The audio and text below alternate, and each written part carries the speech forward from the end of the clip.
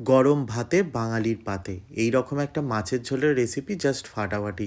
তো চলুন শুরু করা যাক আজকের রেসিপি।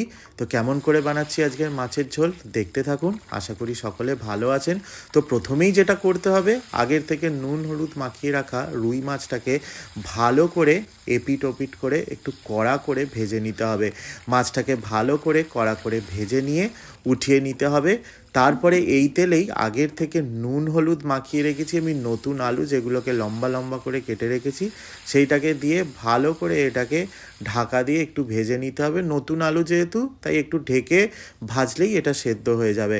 আলুটাকে ভালো করে এপিট ওপিট করে ভেজে তুলে নিয়ে এই তেলেই ভেজে নিতে হবে আগের থেকে নুন হলুদ মাখিয়ে রেখেছি বেগুন, একটু লম্বা লম্বা করে কেটেছি দেখতে পাচ্ছেন। এই বেগুনটাকেও ভালো করে এপিট ওপিট করে ভেজে নিতে হবে। বেগুনটাকে ভালো করে নেড়েচেড়ে ভেজে উঠিয়ে নেওয়ার পর আমি এর মধ্যে একটা ক্যাপসিকামকে আগের থেকেই কেটে নিয়ে আমি নুন মাখিয়ে রেখেছি, সেইগুলোকে আমি এখানে অ্যাড করে দিয়ে ভালো করে নেড়েচেড়ে ভেজে উঠিয়ে নেব। ক্যাপসিকামটাকে ভেজে উঠিয়ে নেওয়ার পর সেই তেলেই ফোড়ন দেব জিরে আর চেরা কাঁচা লঙ্কা। ফোড়নটা একটু নেড়ে চেড়ে দিয়ে আমি এর মধ্যে কুচনো পেঁয়াজটাকে দিয়ে হাই ফ্লেমে একটু নেড়ে চেড়ে নেব।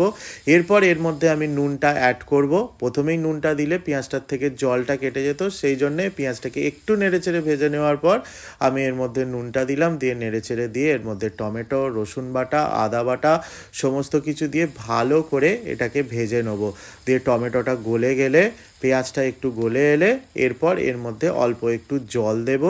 জল দিয়ে তারপর এর মধ্যে একে একে গুঁড়ো মশলাগুলো অ্যাড করব। দিয়ে দিলাম হলুদ গুঁড়ো, লঙ্কার গুঁড়ো, ধনে গুঁড়ো, এর সাথে দেব আমি জিরে গুঁড়ো। দিয়ে মশলাটাকে ভালো করে কষতে থাকবো। মশলাটাকে ভালো করে কষিয়ে নেবো। মশলাটার থেকে তেল ছাড়লে ভেজে রাখা আলুটাকে প্রথমে অ্যাড করে দিয়ে 2-4 মিনিট একটু মশলাটার সাথে কষিয়ে নেবো। দিয়ে এর মধ্যে আমি পরিমাণ মতন জল দিয়ে দেবো, দিয়ে পরিমাণ মতন নুন দিয়ে দেবো, দিয়ে পুরো জিনিসটাকে আমি ঢাকা দিয়ে ফুটতে দেবো।